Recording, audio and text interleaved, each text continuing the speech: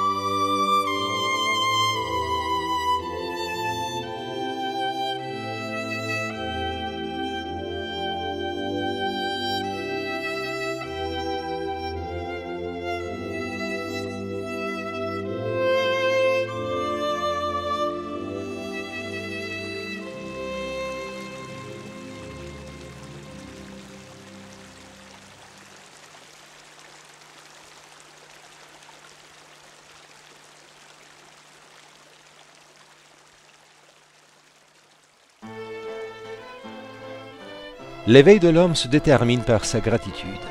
Seulement celui qui est reconnaissant pourrait se réveiller. La gratitude, c'est une force qui peut réveiller l'homme de son sommeil. De cette manière, l'homme attire l'attention du Seigneur envers soi-même. L'éveil de l'âme humaine ne sous-entend pas le retournement du pécheur vers Dieu, mais la libération de la divinité de l'homme, de toutes les compréhensions fausses, de tous les égarements dans lesquels il a été au cours de l'éternité.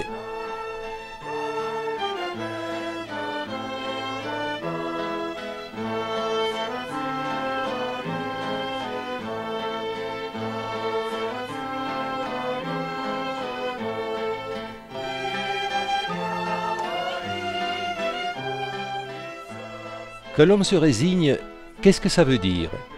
Cela sous-entend que lorsque l'homme se trouve dans n'importe quelle condition, aucun sentiment amer ne doit rester dans son âme. Vous pourriez dire que vous vous êtes résigné avec le Seigneur. Alors, est-ce que vous avez accompli la deuxième tâche, de vous résigner avec vos proches? Si vous avez résolu cette tâche, il vous reste encore une, de vous résigner avec vous-même.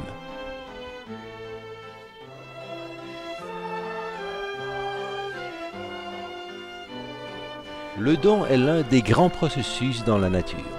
Si tu donnes, on te donnera aussi. Cette loi s'appelle la loi de l'abondance universelle. Donnez tout avec amour pour que votre don soit béni. Vous devez donner tout avec la conscience qu'il appartient à Dieu et non à vous.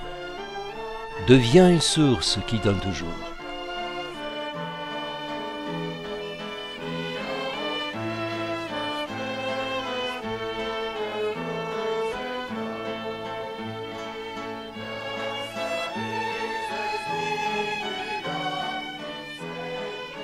Chaque souffrance est un indice que quelque chose de nouveau commence, que tu dois apprendre. Quand le chagrin se diminue, c'est la joie qui arrive pour se mettre à travailler. Le chagrin descend, la joie s'élève.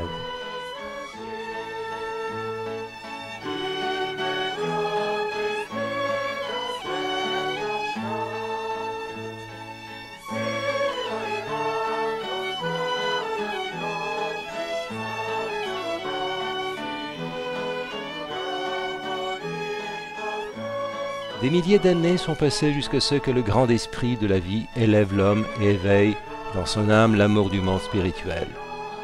Cet amour l'acheminera vers le grand élan universel que nous appelons l'élévation spirituelle.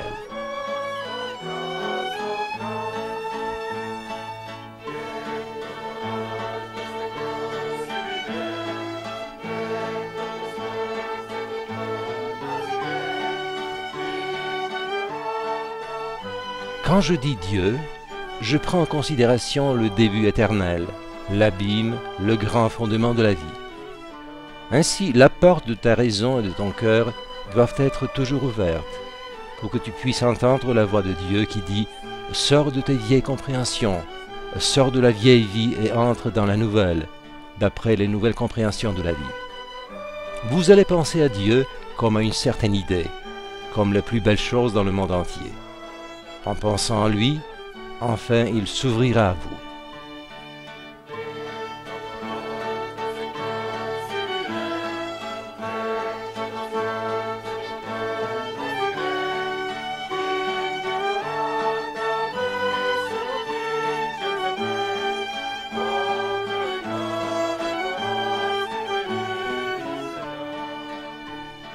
Ce qui peut libérer l'homme de son destin, c'est son amour vers Dieu, par lequel il apprendra la loi du service.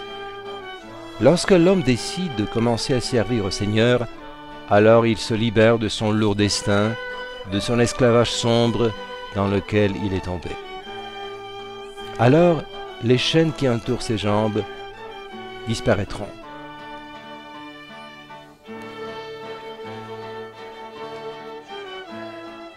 Enthousiasmez-vous de ce que vous avez. Enthousiasmez-vous de votre raison. Réjouissez-vous de votre cœur qui porte de la chaleur. Ravissez-vous de votre âme qui porte les biens de Dieu depuis des milliers et des millions d'années. Ravissez-vous de votre esprit qui vous montre la voie vers Dieu. Pourquoi devez-vous vous décourager? Ravissez-vous de tout ce qui vous est donné et vivez selon la loi de Dieu.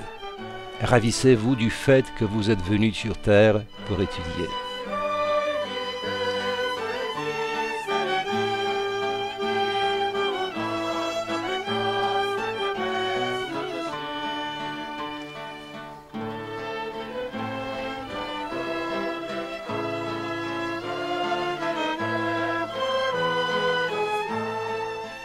La vie naît dans un sang pur. L'organisme des gens contemporains est contaminé par la viande, le vin et par beaucoup d'autres nourritures, etc. Notre corps spirituel est contaminé par l'avidité, la méchanceté, la haine. Vous aimez quelqu'un, mais s'il vous dit un mot offensant, vous commencez à le mépriser. Est-ce que vous savez quel poison dangereux est la haine pour votre organisme? Dans ce cas-là, vous faites du mal à vous-même. L'orgueil est aussi du poison. Il vous faut de la pureté.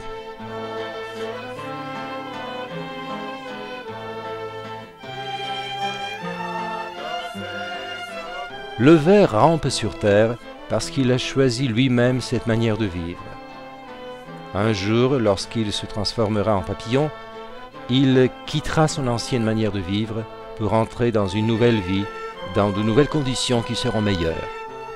Le papillon se distingue du ver par sa plus grande intelligence et du fait qu'il est le maître de sa situation. Dieu dispose d'innombrables manières qui sont spécifiques pour chaque individu, par lesquelles il peut se révéler à chaque âme pour la pousser vers l'avant.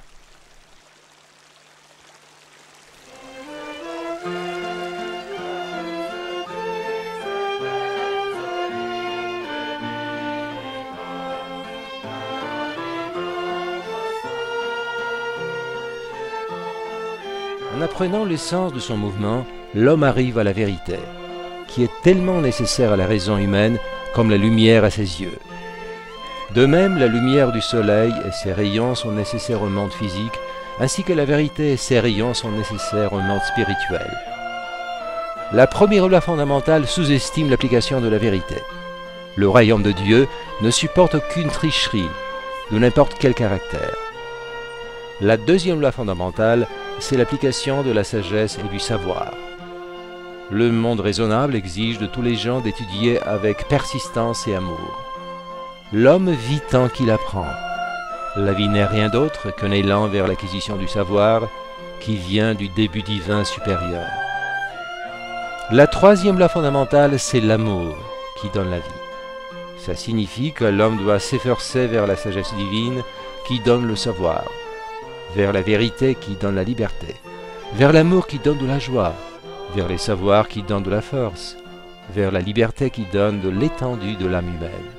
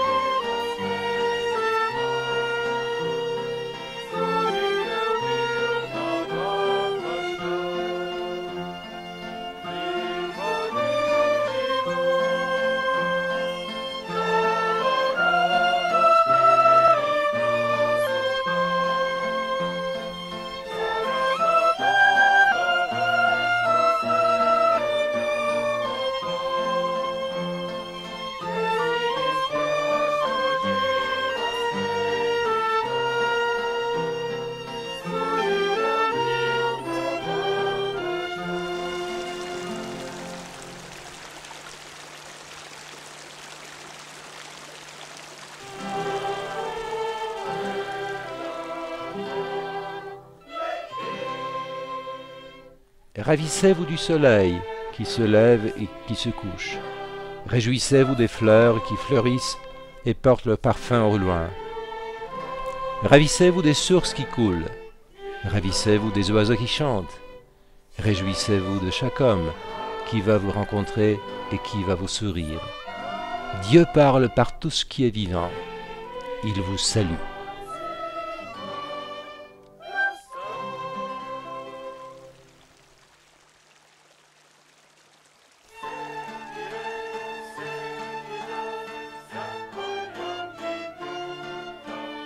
Ce que vous savez pour l'application des couleurs par rapport à l'habillement des gens, ça concerne également leurs pensées et leurs sentiments. Chaque pensée, chaque sentiment, chaque acte est habillé par une couleur, comme dans un vêtement. On peut dire que l'homme est tissé, tout l'espace tisse. Pendant le jour, toutes les planètes passeront par votre organisme. Et le soir, quand vous vous endormez, votre sosie astrale sera de nouveau sous l'influence de ces courants, mais sous une autre forme. Ainsi, quand vous êtes éveillé ou quand vous dormez, toute la nature travaille sur vous. L'harmonie dans l'homme, qu'est-ce que ça signifie? La concordance de ses forces. Comme le musicien accorde son instrument d'après une clé, ainsi chaque homme doit accorder aussi ses forces et ses énergies selon une clé, l'amour.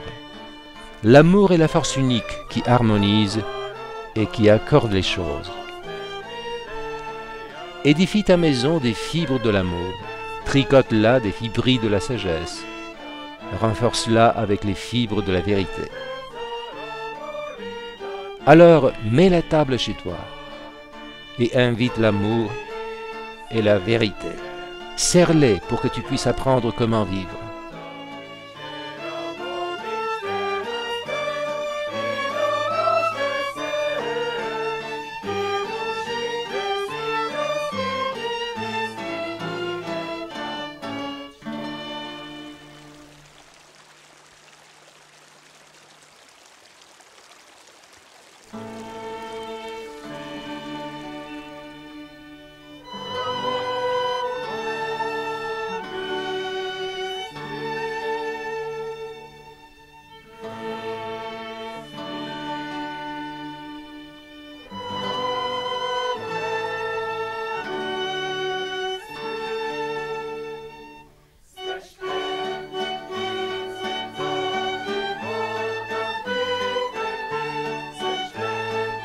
Tous les gens contemporains souffrent de la force de sa raison.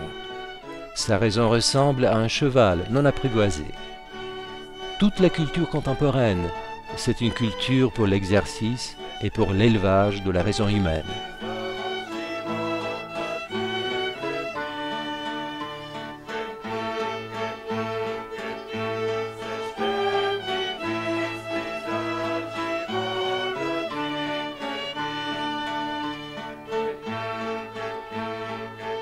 L'homme doit comprendre qu'il est lié avec des millions de raisons sur Terre et au-delà, dans l'autre monde. Si cette liaison est correcte, les résultats de sa vie seront aussi bons. La pensée, c'est le facteur le plus fort dans l'univers. Ce qui représente la lumière pour le monde physique, la même chose représente la pensée pour le monde spirituel et le monde raisonnable de l'homme. Tel qu'est le sol dans la raison humaine, telles seront ses pensées.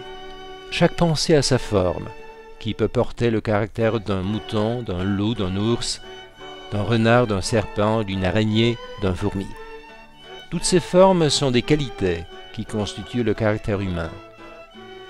Vous devez venir jusqu'à cette pensée qui produit de la lumière. Quelle est la pensée qui produit de la lumière? La pensée correcte.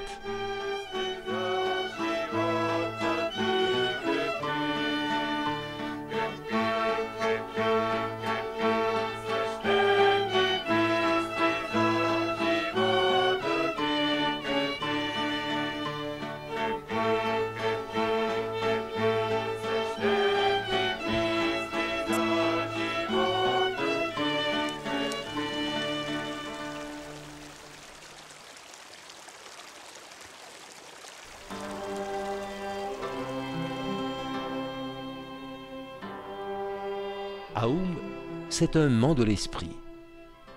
Si vous chantez ce mot de sa langue, il va vous entendre et il va vous aider, parce qu'il comprend et il connaît vos besoins. L'esprit n'est pas quelque chose externe que vous pouvez attraper. Vous êtes plongé dans l'esprit. La force, la puissance, l'espace, la lumière, la chaleur, toutes les vertus, tout dans le monde, y compris les secrets pour les révélations de l'univers, tout ça est dû à l'esprit. L'esprit, c'est un rassemblement des êtres bien avancés, qui ont vécu des millions d'années et qui ont créé des méthodes pour le travail. Et nous devons profiter de ces méthodes. L'esprit, c'est quelque chose qui est la plus supérieure, la plus pure, la plus sacrée. Et dans cette sainteté, l'esprit porte les conditions de la vie humaine raisonnable. J'utilise ce mot, raisonnable, mais je pourrais utiliser aussi un autre mot. Au sens large du terme, lorsque l'homme possède en soi la même vie raisonnable, il vit comme un musicien et comme un poète. Il est toujours gai, il a la paix dans l'âme, le monde ne l'inquiète pas, rien ne le dérange. Il ne s'arrête pas devant les choses sans importance dans la vie. Il s'arrête seulement devant le grand que Dieu a créé. C'est la matière qui rassemble les choses et qui porte l'accablement des idées. Beaucoup d'idées se trouvent dans la matière. Si la matière n'existait pas, la création d'une forme quelconque ne serait pas possible. C'est la matière qui enveloppe l'esprit et de cette manière, elle le fait compréhensible pour nous. C'est l'esprit qui donne le prix de la matière, et c'est la matière qui donne la possibilité à l'esprit de se déclarer sous une certaine forme.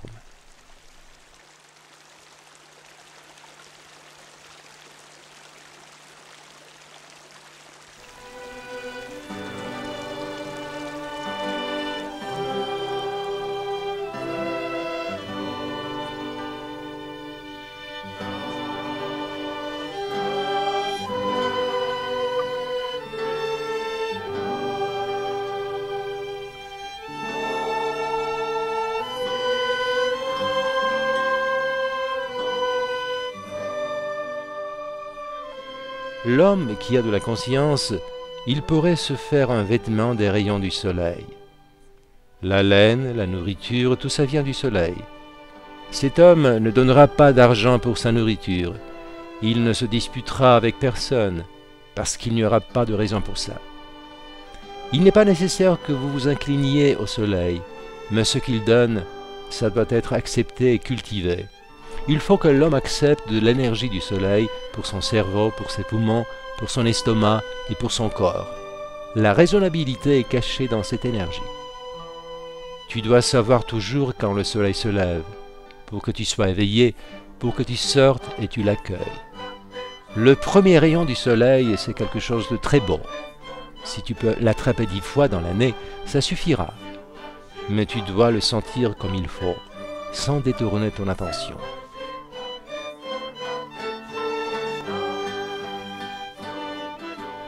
Un jour, nous comprendrons ce soleil dans lequel le Seigneur se manifeste, dans lequel le Seigneur vit et il nous envoie de la lumière. Outre le soleil que nous voyons, il y a aussi un autre soleil, le soleil divin qui ne couche jamais. Les grands initiés, eux, ils ont un jour éternel. Le soleil ne se couche jamais pour eux. Ils voient le soleil partout, la terre de partout. Pour eux, la matière est transparente. Sous l'influence du soleil, la conscience spatiale de l'homme se réveille. C'est le soleil qui réveille la pensée dans l'homme. Le soleil est vivant, il est un être collectif qui a une conscience spatiale. La pensée est en lui. Lorsque cette conscience spatiale se réveille dans l'homme, le soleil commence à penser à lui. Alors l'homme est sain et il vit longtemps.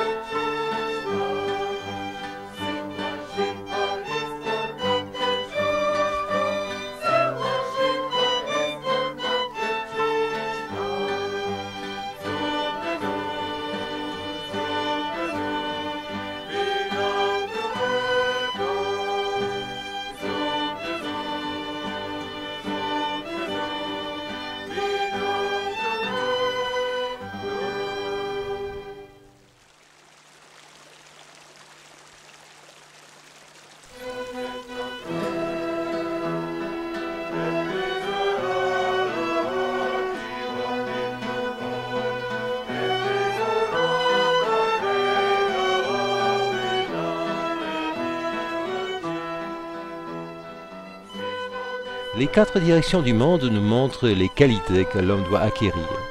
L'Est, c'est la qualité de la justice. L'Ouest, ce sont les bonnes manières. Le Nord, c'est la vérité et la liberté. Le Sud, c'est le bon, le bien-être du monde. Entre la justice, les bonnes manières, la vérité, la liberté et le bien-être, il y a une harmonie interne que les gens commencent à apprendre à peine maintenant. La justice ne peut pas se déclarer sans la vérité. La vérité ne peut pas se déclarer sans la bonté. L'homme commence par la vérité, ça veut dire par le mouvement. Tenez la mesure suivante en vous-même. Si tu veux que les gens se comportent bien avec toi, toi tu dois te comporter également bien avec eux. Maintenant, vous pouvez poser la question, pourquoi le monde est arrangé comme ça? Alors, donnez un programme. Comment le monde peut être arrangé d'une manière plus intéressante? Faites un drame où il n'y aura pas de souffrance, où les gens ne tombent pas amoureux, mais ils mangent et ils boivent seulement, ils restent toujours immobiles, comme des momies et des statues en cire. Ils se regardent seulement, sans parler et sans pleurer. Où sera alors le plaisir de la vie? Maintenant, vous vous indignez que les choses s'arrangent de telle ou telle manière, mais non qu'on vous expectait. Je vous pose la question. Est-ce qu'il y a quelque chose de mal dans la peur? Quand quelqu'un pleure, il vous montre qu'il souffre, et comme il souffre, ça signifie qu'il est vivant. Puisqu'il pleure, il a du cœur, il a des sentiments. Après chaque souffrance, si vous vous débrouillez bien, une nouvelle lumière, une nouvelle acquisition arrive. Celui qui souffre, il ennoblit sa raison, son cœur et son corps. Le grand et l'ordinaire, tous les deux souffrent, mais le grand s'élève en souffrant, tandis que l'ordinaire s'acharne.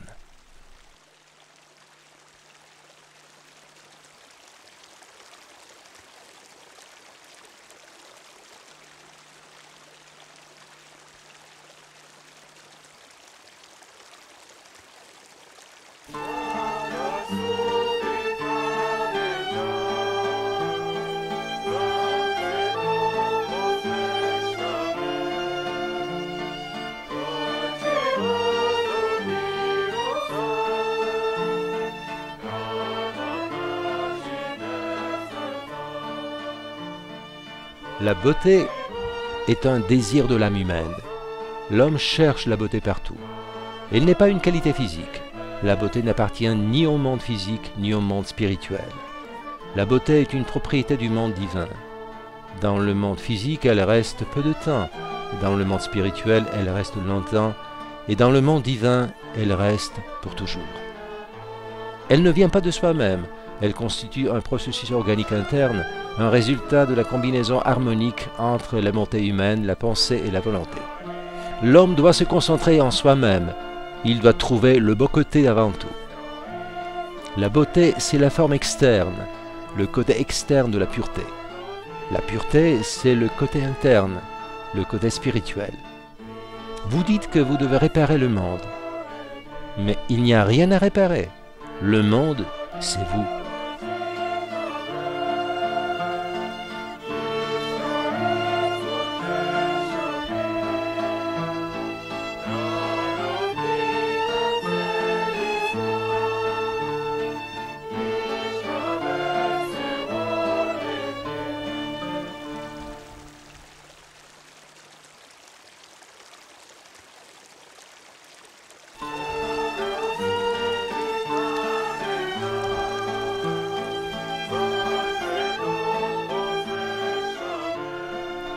Pour profiter de la nature, nous devons déclarer une vie externe et une vie interne.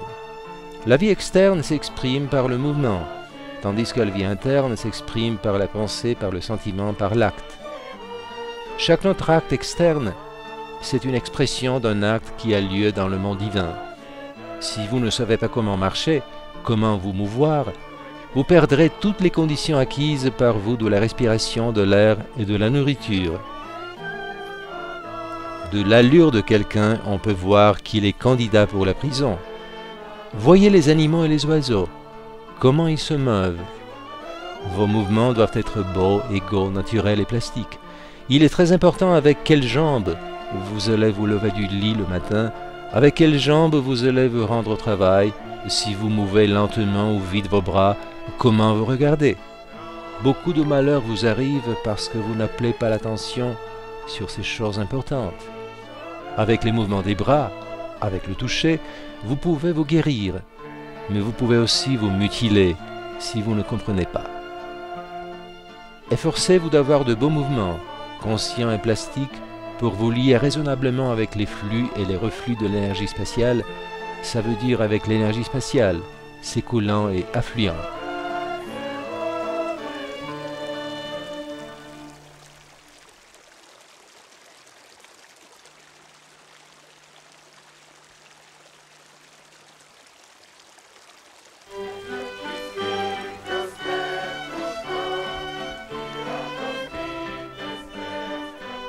Le divin vainc toujours, tandis que l'humain est toujours vaincu. C'est une loi sans exception. Aujourd'hui, aucune science ne peut être édifiée sur la personnalité. La science contemporaine, la philosophie, la chimie, la physique, la biologie, prenez même la théologie, à cause de la personnalité humaine, toutes ces sciences se sont perverties. Dans la personnalité se cachent les pires choses. Elle est une expression de l'égoïsme, de la servilité, de la peur, de la tromperie, du mensonge. La personnalité humaine est créée par toutes les qualités négatives dans le monde. C'est ça la personnalité. Je ne prends pas en considération l'homme, la conscience en lui, mais la personnalité dans l'homme. Mais ce n'est pas seulement la personnalité qui se déclare dans le monde. Avec la personnalité, c'est l'âme humaine raisonnable qui se déclare, elle aussi. Par conséquent, elle transforme les actes de l'égoïsme en quelque chose de bon. Cela se doit à l'âme humaine qui travaille toujours pour le bon dans le monde.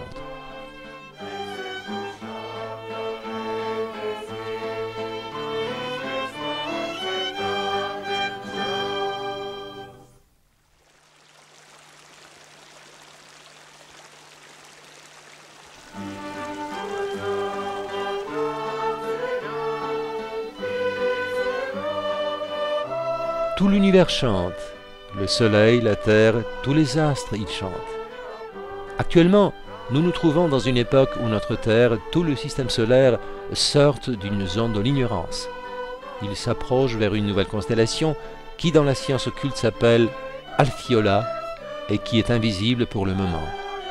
C'est une des constellations puissantes où notre Terre se restructurera et notre corps aussi. Il y aura une telle restructuration de notre raison et de notre corps que l'humanité n'a jamais vue. Jésus-Christ est venu de cette constellation pour montrer aux gens les méthodes et les principes de la vie raisonnable. Chaque nouvelle époque commence par un nouveau rythme. Maintenant, un nouveau rythme vient dans la vie. Le divin perce partout sa voix. La vague qui vient maintenant lèvera à un plus haut niveau non seulement nous, mais aussi tous les minéraux, tous les végétaux et tous les animaux. Retenez, une telle deuxième vague ne viendra pas. Si vous laissez ça pour l'avenir, alors les conditions seront beaucoup plus difficiles.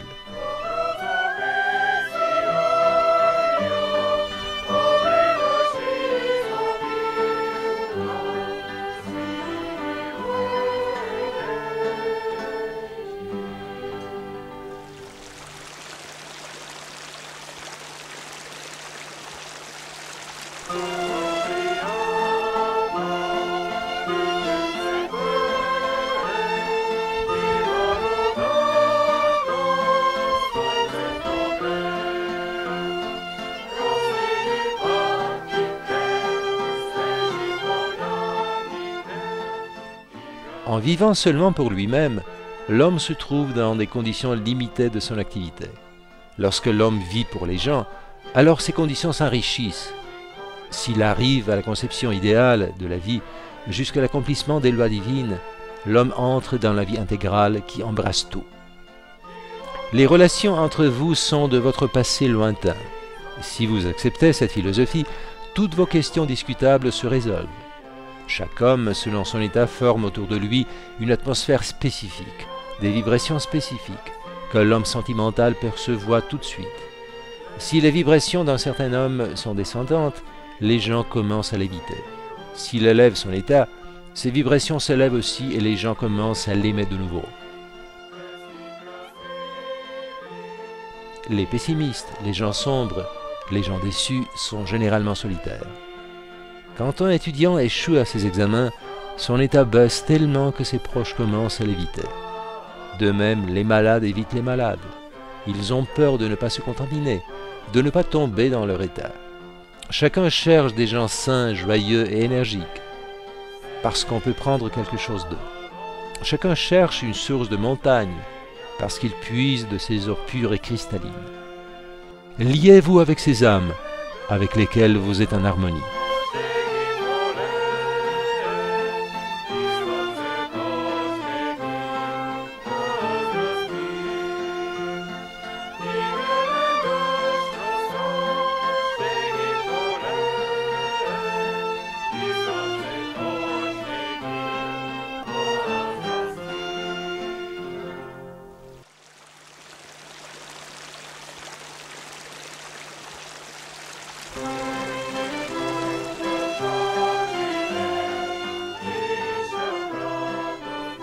Lorsque l'homme quitte la terre, la seule chose qu'il porte en soi, ce sont 3 atomes.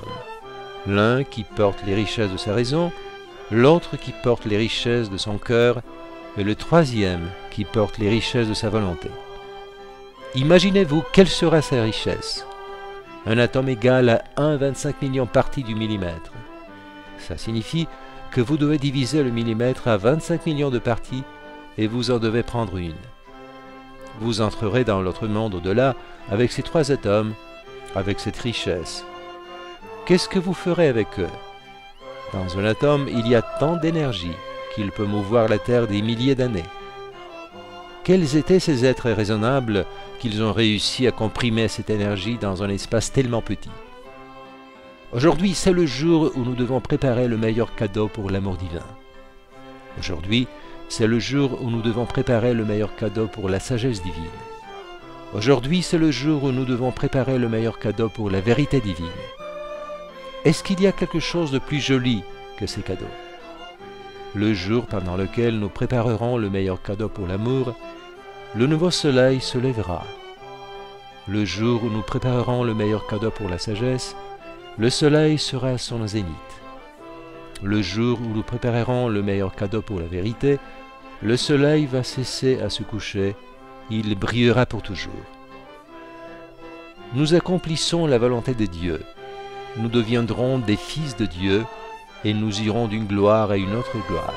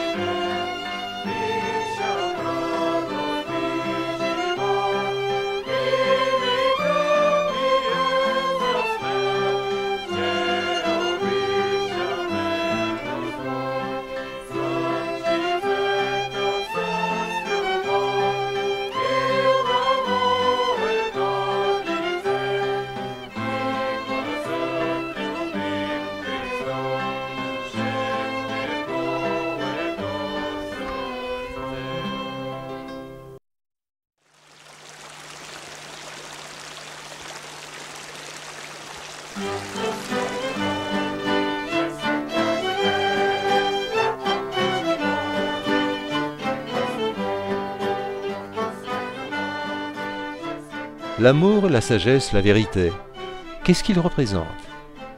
Réjouissez-vous à la richesse des autres, comme si elle appartient à vous. Réjouissez-vous à l'érudition et aux capacités des autres, comme si c'est votre érudition. Réjouissez-vous du bien-être des autres, comme si c'était votre bien-être, et vous acquérez tout cela. La cause primaire et qui a pensé longtemps jusqu'à ce qu'elle ait créé un monde perfectionné, avec de grands biens que chacun espère recevoir. Comment trouverez-vous ces biens? En pensant et en étudiant. Si les gens remercient constamment, beaucoup de choses leur seront données et beaucoup de secrets leur seront dévoilés. Il n'est pas question que la vie se passe. La vie doit s'utiliser. Je dis, des écoles divines se créent pour que les gens sachent comment vivre et comment utiliser la vie. Si tu ne peux pas apprécier la vie terrestre, comment tu pourrais apprécier la vie aux cieux? C'est un nouveau savoir qui vient. C'est une nouvelle culture dans le monde. J'appelle cette culture la culture de l'amour divin, de la sagesse et de la vérité. Elle apprendra les gens comment vivre. La vieille vie, c'est un pleur. La nouvelle vie, c'est une réjouissance. La vieille vie, ce sont les racines. La nouvelle vie, ce sont les branches. Actuellement, nous sommes à la fin du temps du manque de l'amour et au commencement du temps de l'amour. Qu'est-ce qui réveille l'homme? C'est celui qui se préoccupe de lui. La mère réveille l'enfant, ça signifie qu'elle se préoccupe de lui. Dieu réveille l'homme, ça signifie qu'il se préoccupe de lui. La question du Seigneur n'est pas une question de la foi, mais de l'expérience.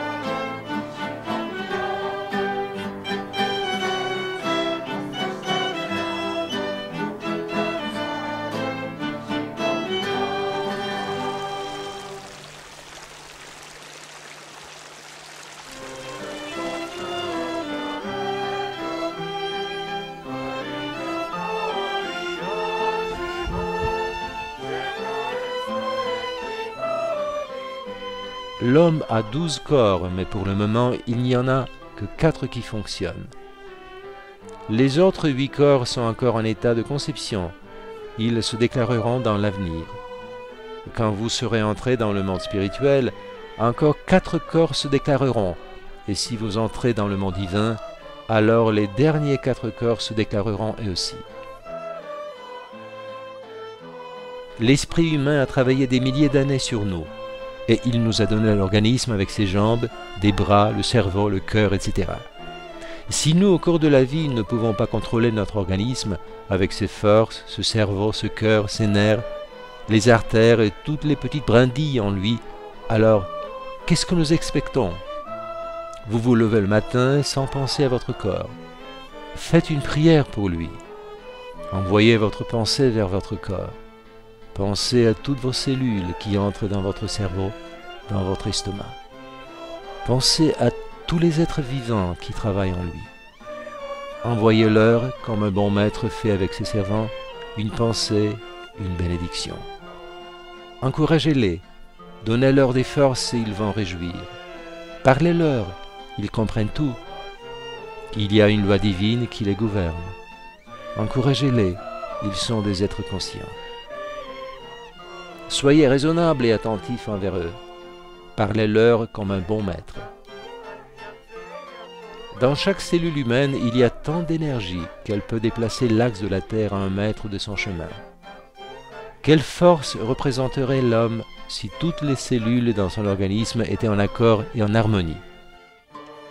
Aujourd'hui, les gens mettent leur force dans la plupart des cas en destruction et non pas en construction. Si la force de la pensée s'attelle seulement pour créer des œuvres et pour construire, alors quel grand résultat serait produit? Le bouton s'épanouit en fleurs. De la fleur sort du parfum. Les calices coulent et ce n'est que la petite graine qui reste dans le fruit. Le bouton et la fleur, où sont-ils? Le bouton est la première phase. La graine est dans le fruit. C'est une analogie avec la vie humaine.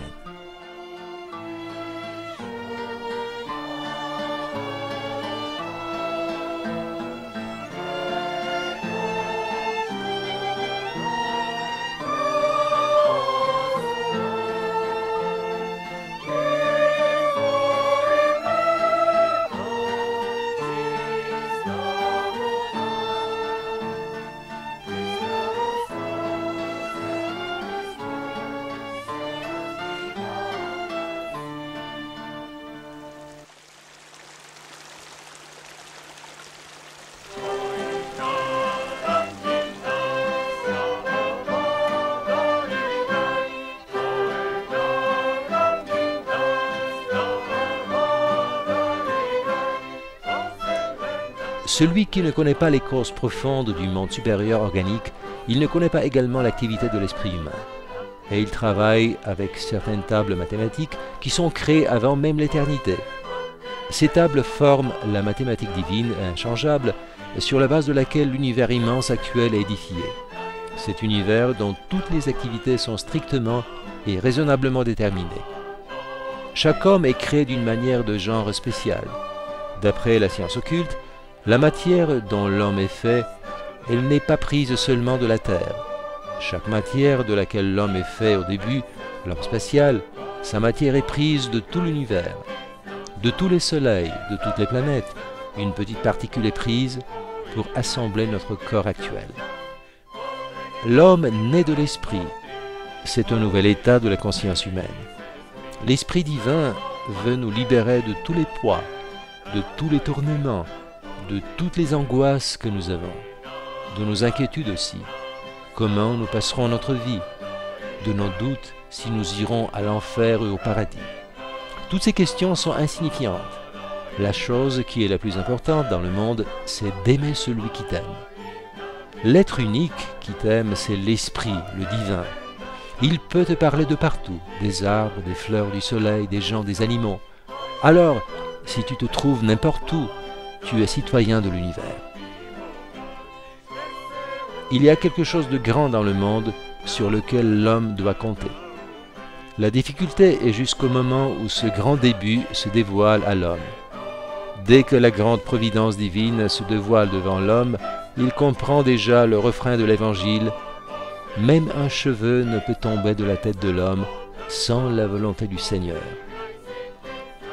Jusqu'au moment où tu viens à cette conscience, tous tes cheveux peuvent tomber.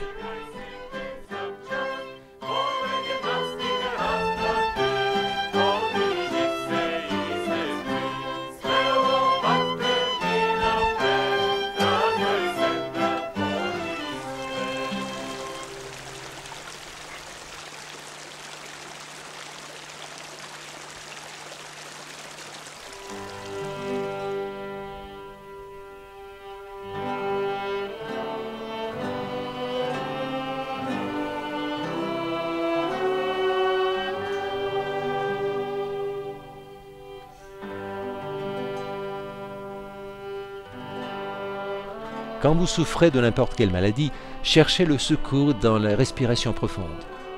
Il n'y a pas de maladie qui ne peut pas être guérie par la respiration. Respirez et chantez à vos mots. Tous les tons sont des êtres vivants dans le monde invisible. Do est un ton spécifique seulement pour certains êtres raisonnables. Ré, c'est un ton pour d'autres êtres, etc. Lorsque nous chantons la gamme, nous sommes en liaison avec ces êtres. Comme nous chantons, ils affluent et nous nous échangeons avec eux. La musique est une force. La musique est le meilleur conducteur des forces divines. Dans la vie actuelle, les grandes angoisses et ces changements brusques par lesquels vous passez d'une humeur réjouissante à une humeur triste laissent certains sédiments et des poisons. Pour cette raison, on utilise la musique comme un moyen contre ces poisons. L'homme est fait d'une manière musicale. Le chant, c'est un courant puissant qui nettoie tout l'organisme, mais seulement ce chant dans lequel chaque cellule, chaque fibre chante. La nature chante, les oiseaux chantent en mai, le parfum des fleurs chante. La vie, c'est une ronde.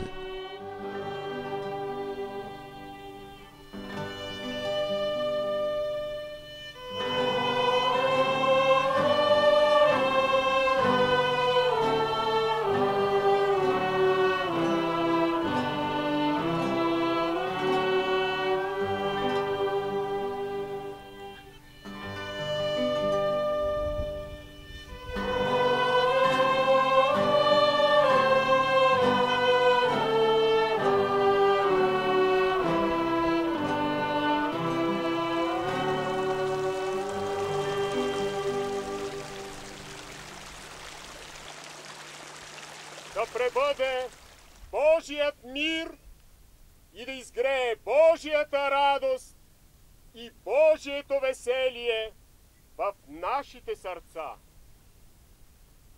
Да пребъде Божият мир и да изгрее Божията радост и Божието веселие в нашите сърца.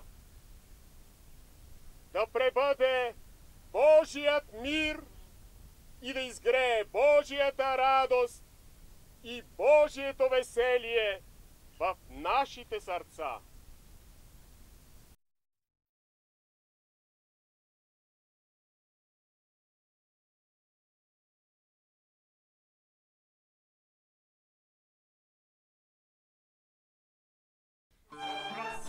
L'homme est un être sublime. Si vous avez une conception réelle de cet être, si vous avez confiance en lui, mais non pas uniquement en ce qu'il est en apparence, vous verriez vraiment qu'il est sublime. Parce que ce qu'on voit à son extérieur n'est que l'expression de certaines pensées et émotions et de certains mouvements intérieurs. L'être humain n'est pas ce que l'on croit actuellement. Il est plus qu'un être fait de la substance physique qui disparaîtra lors de sa mort. Ce qui meurt, ce n'est pas l'être humain lui-même. S'il disparaissait lors de la mort, pour quelle raison tant de philosophes s'occuperaient-ils de lui? Dans ce cas-là, il ne serait qu'un objet, qu'une machine qui se réduirait en poussière un jour. Cette conception de l'être humain, qui disparaît en mourant, fut le premier mensonge introduit dans le monde. En réalité, il y a quelque chose au fond de cet être, qui ne meurt point tant dans ce monde visible que dans le monde invisible. C'est donc ce quelque chose n'étant pas l'objet de la décomposition qui constitue l'être humain. En parlant de l'homme, nous entendons son âme. Cet être est une âme vivante qui possède toutes les ressources de la vie éternelle et immortelle. Cette âme dispose de toutes les capacités et de toutes les méthodes pour œuvrer dans son fort intérieur, et c'est cela qu'elle met dans le cerveau, en somme, dans le corps physique moyennant lequel elle s'exprime et se révèle dans la vie. Il y a plusieurs degrés de l'homme. En disant « homme », nous n'entendons pas seulement l'être qui habite la terre. L'homme n'existe pas uniquement sur la terre ni dans le système solaire. Il habite l'univers tout entier, tous les soleils et toutes les planètes. Ceux-ci sont peuplés d'êtres dont l'intelligence a atteint des niveaux fort différents. Les formes de leur corps physique n'ont nulle importance. Ils sont des êtres intelligents et appartiennent à la même race humaine. Cette race évolue progressivement. Nombreux sont les êtres qui habitent les autres systèmes solaires et qui sont de loin plus évolués que les terriens, car ils étaient issus bien avant ceux-ci de la source originelle sublime de la vie.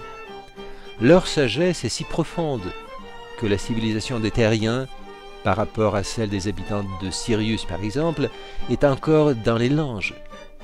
Les terriens ne sont même pas des enfants en comparaison avec les êtres humains qui habitent Sirius. Cependant, l'homme est un voyageur constant, éternel. La terre n'a pas été et ne sera jamais sa seule demeure. Chaque être humain, chaque âme humaine est un élément constitutif du grand Homo Cosmicus. Par son essence, celui-ci occupe sa place bien précise dans la nature vivante et joue un rôle bien déterminé. Sans lui, l'univers ne pourrait pas se manifester dans son harmonie absolue. Voilà pourquoi chaque être ici sur Terre a son rôle individuel. Sans lui, la vie ne pourrait plus exister. La présence de millions d'humains au monde n'est pas un hasard. Vous voulez savoir pourquoi vous êtes venu sur la Terre? Je vous réponds. Pour réaliser l'amour divin, pour réaliser la sagesse divine, pour réaliser la vérité divine, pour réaliser la justice divine, pour réaliser la vertu divine. Vous y êtes venu pour appliquer toutes ces qualités, pour mettre en pratique tout ce qui fut investi dans vos âmes depuis les temps immémoriaux pour l'éternité. Et n'oubliez jamais, le but final de l'être humain est sublime. Il est né pour gouverner tous les êtres, pour gérer tous les éléments et pour établir l'ordre sur la terre. Il doit en devenir un bon souverain, mais il ne le sera vraiment que s'il comprend que tout ce que Dieu a créé en lui. Il devra connaître tous les corps subtils qui l'enveloppent. Il devra savoir quelle est la matière originelle au sein de laquelle agit sa pensée. Or, le Christ veut actuellement être aidé par des hommes qui soient capables de créer et d'édifier la vie selon les lois de la science divine et dont les préoccupations soient orientées sans faillir vers les vertus du royaume divin. Lorsque le Christ descendit sur terre, il y vint pour secourir notamment les âmes humaines, car chaque âme descendue sur terre a son problème essentiel qu'elle devra résoudre toute seule. Pour chaque âme humaine qui veut s'élever, il n'y a rien d'impossible. Elle est ferme grâce à ses liens avec les autres âmes qui sont des prochains réels. Voilà pourquoi l'art de vivre sur terre consiste en ceci. Tant qu'on est en vie dans cette petite forme, le corps physique, on doit établir des contacts avec les âmes des autres terriens. C'est là que vous trouverez la clé du succès. Même s'il n'y a qu'une seule âme au monde qui vous aime, elle sera capable de vous secourir pour que vous surmontiez les difficultés de votre existence. Or, si plusieurs âmes émettent leur amour vers un seul être, celui-ci sera à même de devenir tout, poète, peintre, musicien, savant. Une force sublime, c'est l'essence de l'amour. Sache bien et rappelle-toi toujours, tu as une âme et non pas un corps. Tu as une âme conçue autrefois au sein de l'Esprit divin, engendrée dans l'amour. Maintenant, ton âme est un bourgeon impatient de fleurir. Concentre bien ta conscience en lui, car c'est l'un des instants les plus importants de la vie. Alors, tu t'ouvriras pour recevoir le grand soleil qui illumine l'univers divin tout entier.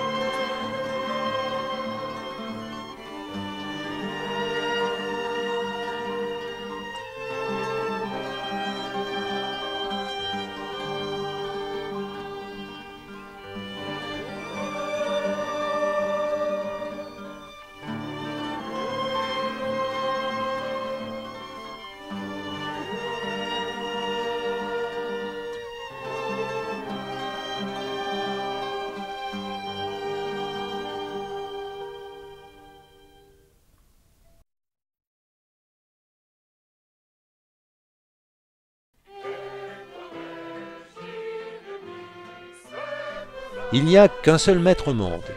Un seul est le maître qui apporte les connaissances réelles. Il a de nombreuses manifestations dans la vie, mais par son essence, il est seul et unique. Dès que l'être humain aura trouvé, ne fût-ce qu'un seul instant, l'une de ces manifestations, il se trouvera lui-même. Maître dans le monde ne peut être que Dieu. Or, en disant à ses disciples, « Un seul est votre Père », le Christ sous-entend le un, le Maître sublime. Ainsi donc, un seul est le grand Maître dans le monde, bien que ses manifestations soient nombreuses. Parce que je vous ai déjà dit, et je vous répète une fois de plus, une seule est la science réelle, une seule est la lumière divine. Mais la science ne provient pas d'une source unique, et la lumière ne pénètre pas par une seule fenêtre. Sans nombre sont les voies de la science, innombrables sont les fenêtres de la lumière. Mais vous me demandez, comment peut-on connaître un maître? Connaître le maître, c'est un processus spirituel. La notion de maître est strictement définie dans la nature vivante. Maître est celui qui ne fait nul effort. Il est puissant sans admettre la moindre violence. Maître est celui qui n'a dans sa vie aucun mensonge. Son intelligence sublime exclut le moindre mensonge. Maître est celui qui n'accepte aucun mal. Sa bonté exclut le moindre mal.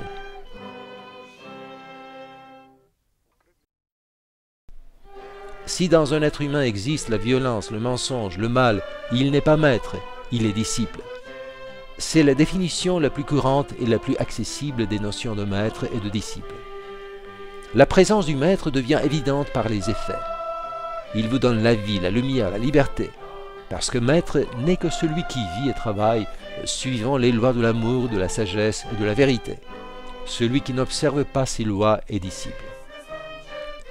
L'amour du maître est prouvé, c'est inutile qu'on le mette à l'épreuve. La science du maître est prouvée, c'est inutile qu'on la mette à l'épreuve.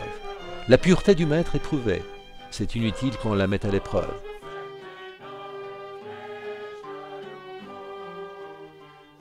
Les gens ont-ils reconnu le Christ quand il apparut il y a 2000 ans? Est-ce qu'ils le reconnaissent de nos jours? Lorsque la vérité apparaîtra dans le monde, elle ne mettra pas un costume de roi, elle sera modestement vêtue. C'est ainsi que le Christ apparut il y a 2000 ans, dans une forme commune et simple qui ne permit pas aux gens de le reconnaître. Or, ce sont les lois de ce monde. Étant habillé d'un vêtement simple, en apparence comme tous les autres hommes, il ne fut pas complètement reconnu même par ses disciples.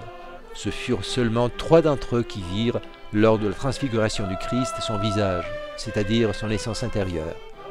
Alors, ce fut par sa lumière intérieure qu'ils le virent et le connurent tel qu'il était parmi les anges.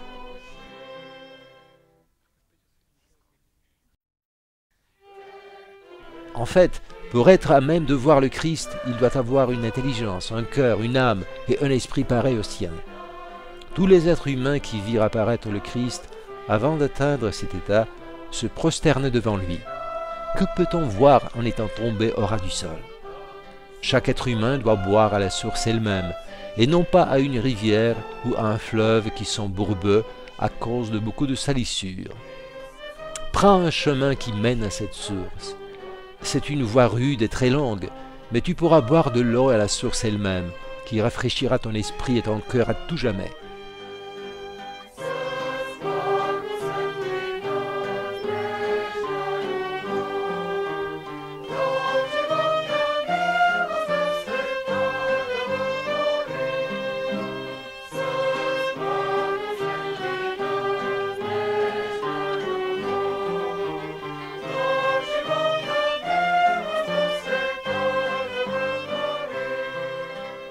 Sur la Terre, il y a une loge de savants qui se réunissent une fois par an pour discuter certains problèmes scientifiques. Ces initiés ont des connaissances concernant la Terre, son passé et son état actuel, lesquelles sont beaucoup plus approfondies et vastes par rapport aux connaissances de tous les scientifiques contemporains représentant les sciences modernes officielles. Mais quant à l'avenir de la Terre, ils ne le connaissent pas avec certitude, ils ne font que des suppositions, des hypothèses concernant cet avenir.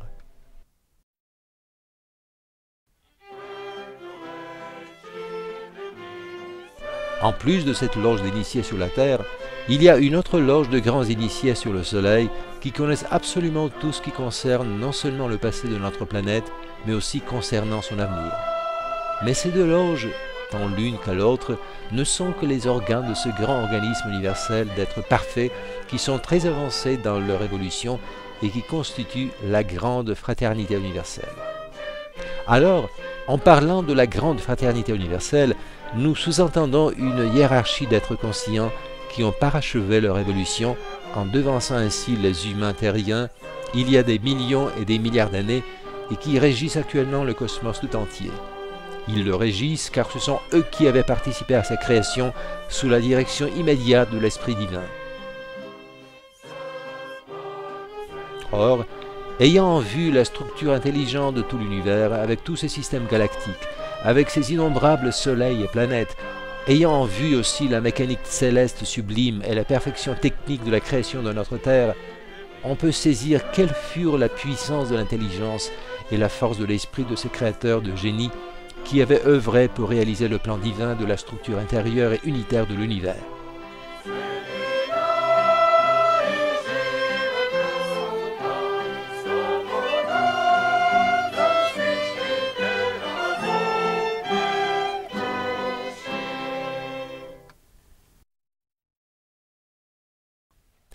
Selon les degrés atteints de leur science et le niveau de leur évolution, ainsi que suivant leurs tâches assignées, ces êtres sont rangés dans une échelle hiérarchique constituant un ensemble de principes organiques dont les rangs ont pour nous les noms suivants. Les séraphins, frères de l'amour, les chérubins, frères de l'harmonie, les trônes, frères de la volonté, les dominations, frères de l'intelligence et de la joie, les forces, frères du mouvement et de la croissance, les pouvoirs, frères des formes extérieures et des arts, les supérieurs, frères du temps, des états et du rythme, les archanges, frères du feu et de la chaleur, les anges, frères qui maintiennent la vie et la végétation. Le dernier rang est réservé aux âmes humaines avancées. Ces êtres, tous ensemble, constituent le grand humain cosmique.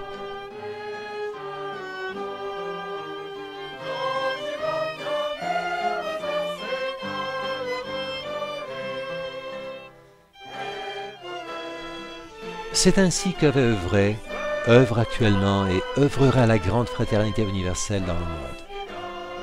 Elle œuvrera jusqu'au moment où l'amour unifié, la sagesse unie et la vérité unique auront pénétré toute l'existence et le devenir entier. Alors, chaque souffle louera Dieu dans la paix sainte et dans l'harmonie sacrée.